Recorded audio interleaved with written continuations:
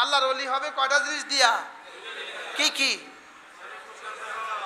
একটা হলো ঈমান, একটা হলো কি? দুই নাম্বার কি? শিরিক মুক্ত ঈমান। এক নাম্বার শিরিক মুক্ত ঈমান। লা ইলাহা ইল্লাল্লাহ, লা ইলাহা ইল্লাল্লাহ, লা ইলাহা ইল্লাল্লাহ, লা ইলাহা ইল্লাল্লাহ মুহাম্মাদুর রাসূলুল্লাহ। এ হলো এক নম্বর জিন্দেগির এক নম্বর কাজ। জিন্দেগির এক নম্বর কাজ হলো ঈমান। এক নম্বর কাজ কি বলেন? ঈমান। জীবনের দুই নম্বর কাজ হলো সমস্ত গুনাহ ছেড়ে দেওয়া। বলেন, জীবনের দুই নম্বর কাজ কি বলেন? যেমন ধরেন বেলা 10টা, এই মুহূর্তে আপনার উপরে আল্লাহ তাআলার পক্ষ থেকে জিম্মাদারি কয়টা? বেলা 10টা। এই মুহূর্তে কি নামাজ আছে? এই মুহূর্তে কি রোজা আছে? এই মুহূর্তে কি হজ আছে? এই মুহূর্তে কি যাকাত আছে? এই মুহূর্তে আপনার উপরে কোন ইবাদত আছে? 3টা ইবাদত আছে। বলেন কয়টা ইবাদত? বলেন কয়টা ইবাদত? রাত 12টা বাজে কয়টা ইবাদত? রাত 3টা বাজে কয়টা ইবাদত? দিনের 11টা বাজে কয়টা ইবাদত? দিনের 3টা বাজে কয়টা ইবাদত? 24 ঘন্টার প্রতিটা মিনিটের প্রতিটা সেকেন্ডে আমার উপরে 3টা ইবাদত আছে। কয়টা ইবাদত? এক নাম্বার ঈমানের সাথে থাকা। বলেন। 2 নাম্বার জিকিরের সাথে থাকা। 3 নাম্বার গুনাহ থেকে বেঁচে থাকা। বলেন, মুখস্থ করেন। 1 নাম্বার ঈমানের সাথে থাকা, 2 নাম্বার, 3 নাম্বার। বাকি মজার খবর হলো জিকিরের সাথে থাকা মানে হাতে তসবিহ থাকা না। জিকিরের সাথে থাকা মানে জিহ্বা নড়া না। জিকিরের সাথে থাকা মানে আমাদের তাবলীগের মুরব্বীরা এই কথাটাকে এভাবে বলছেন, হার হালতে আল্লাহ তাআলার ধ্যান ও খেয়ালের সাথে থাকা। বলেন, হার হালতে আল্লাহ তাআলার ধ্যান ও খেয়ালে থাকা। আল্লাহ আমাকে দেখেন, এই কথাটা দিলে রাখা। আল্লাহ আমাকে দেখেন, এই কথাটা আমার দিলে থাকতে হবে কতক্ষণ?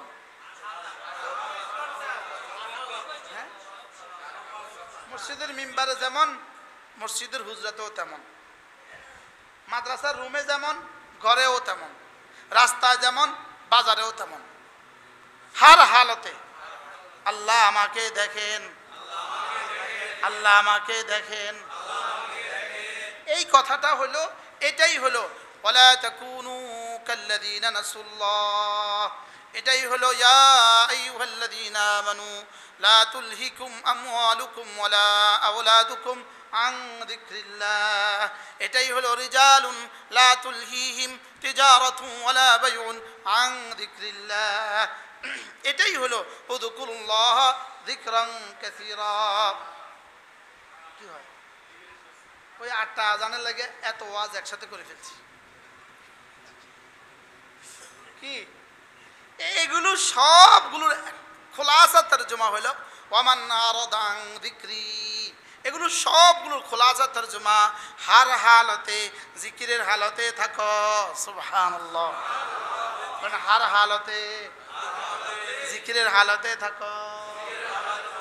এটাকে বলে জিকরে কলবি, এটাকে বলে হৃদয়ের জিকির। জবানের জিকিরের দাম 10 আর হৃদয়ের জিকিরের দাম 10,000 কোটি। জবানের জিকির দিবেন নাম্বার সংখ্যা দিয়া, আর হৃদয়ের জিকিরের নাম্বার দিবেন রব্বে করিম নিজেকে দিয়া।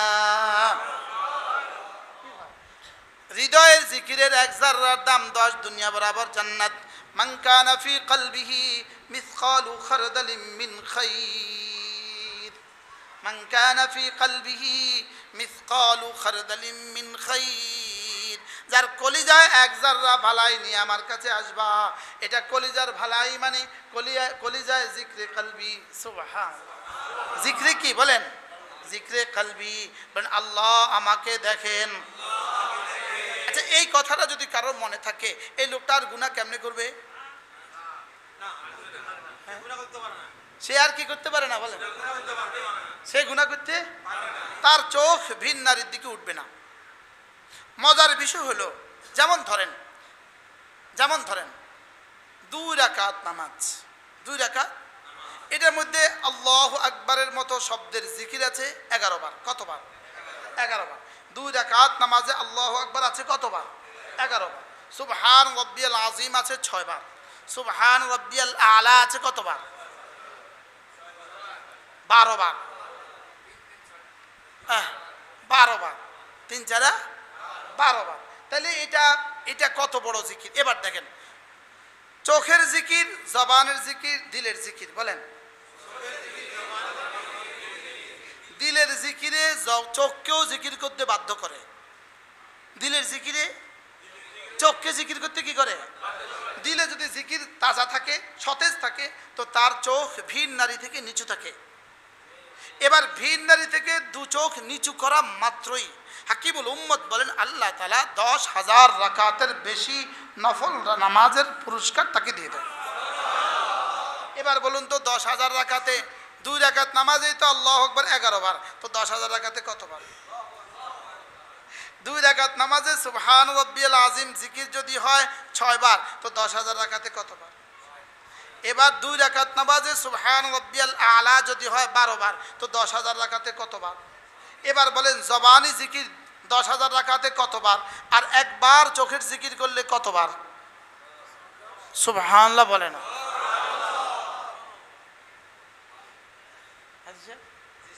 একবার চোখের জিকিরে কতবার জবানি জিকিরের সমান?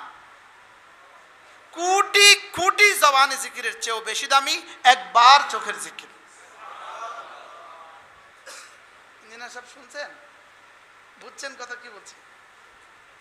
আচ্ছা, যেমন ধরেন আমি 1,00,000 বার বললাম লা ইলাহা ইল্লাল্লাহ, এটা হলো জবানি জিকির। এটা কি? এখন একবারে কত নেকি? 100 বারে কত? 1000-এ কত? 1,00,000-এ কত? আচ্ছা, লেকিন 1,00,000 বার কালেমায়ে তৈয়বা পড়লে একটা হজের পরিমাণ সমপরিমাণ নেকি হবে। এটা কোনো মুফতি, কোনো মুহাদ্দিস জীবনে কখনো বলে নাই, আগামীতেও বলতে পারবে না। লেকিন একবার চোখের জিকির করে মায়ের চেহারার দিকে তাকাইলে আল্লাহ তাআলা একটা কবুল হজের সওয়াব দিয়ে দেবে। এবার বলেন তো চোখের জিকিরের দাম কত? হুজুর না একটু আগে মার কথা বললেন, বলছেন না একটু আগে? এবার বলুন তো দেখি, একবার মায়ের চেহারার দিকে তাকালে কি কত নেকি? একটা কবুল হজের সওয়াব। বলেন, এটা কবুল হজের কি? এবার বলুন তো দেখি, আপনি যদি ডেলি 100 বার তাকান। বাংলাদেশে একজন বিখ্যাত ব্যবসায়ী আছে, ইনি 7 বার বাংলাদেশের সর্বশ্রেষ্ঠ ব্যবসায়ী হিসেবে স্বর্ণপদক পেয়েছে বর্তমান সরকারের কাছ থেকে। কতবার? তো ইনি কোনো কারণে আমাকে খুব মহব্বত করে, আর কারণটাও বলি। ইনি হযরত সুলতান আহমদ নানুপুরী রহমতুল্লাহ মুরিদ ছিল, তার আব্বা। হযরত নানুপুরী রহমতুল্লাহ মুরিদ ছিল কি? তার আব্বা। ইনি কখনো মোবাইলের বয়ানে আমার জবান থেকে হযরত নানুপুরীর নাম শুনছে, এই উনি এখন আমাকে মহব্বত করে। আলহামদুলিল্লাহ বলে। আমি এনার বাসায় আসা যাওয়া করি।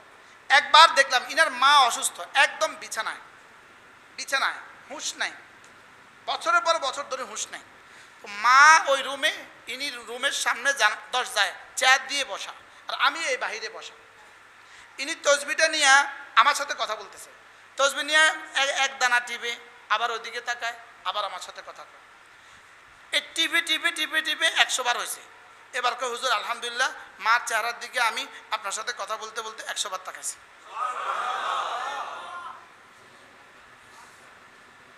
এবার কয়টা কবুল হজের সওয়াব হয়েছে? কি ভাই, জবানে জিকিরে কোন দিনে আপনি 100 হজ করবেন? 100 বছর ছাড়া জবানে জহেরি 100 হজ করার সুযোগ আছে? কত বছর লাগবে? 100 বছর। অনেক বছর। 100 হজে কত বছর লাগবে? আর এখন 100 হজ করতে কতক্ষণ লাগছে? 2 মিনিট, 5 মিনিট। ইনি একবার তাকাইতেছে, তসবিহ করতেছে, আবার কথা কয়, আবার তাকায়, আবার কথা। পরে কয় হুজুর 100 বার শেষ হয়েছে। কিতা শেষ হয়েছে 100 বার? মার দিকে তাকানো কি হয়েছে? কার কার মা আছে দেখি হাত তোলেন।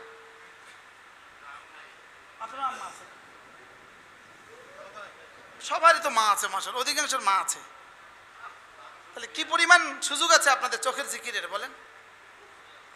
হ্যাঁ, আপনার তো নাই মা, নাই আমগো নাই, কেউ নাই।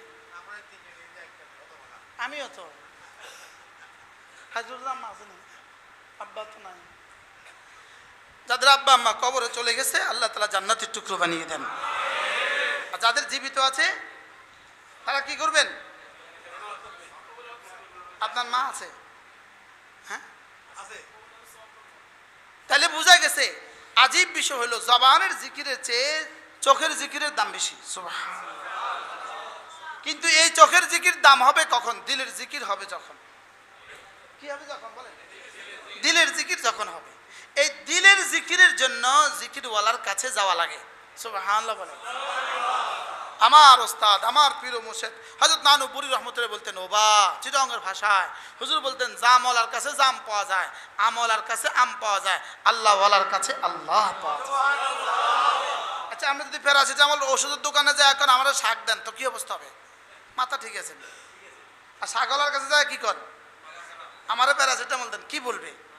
মাথা ঠিক আছে। তাইলে আমি কি করতে হবে? শাকওয়ালার কাছে। হযরত বলতেন শাকওয়ালার কাছে শাক পাওয়া যায়, আমওয়ালার কাছে আম পাওয়া যায়। মাওলানা মঈন সাহেব শুনছেন হুজুরের এই বয়ান? হযরত জমিরুদ্দিন নানুপুরি জবানে এই বয়ান শুনছেন? দেখছেন, আমি সাক্ষীও পেশ করলাম। বলতেন, ওবা জামওয়ালার কাছে জাম পাওয়া যায়, আমওয়ালার কাছে আম পাওয়া যায়, আল্লাহওয়ালার কাছে আল্লাহ পাওয়া যায়। হুজুর বলতেন, এবার আল্লাহওয়ালা কারা? আসসালামু আলাইকুম।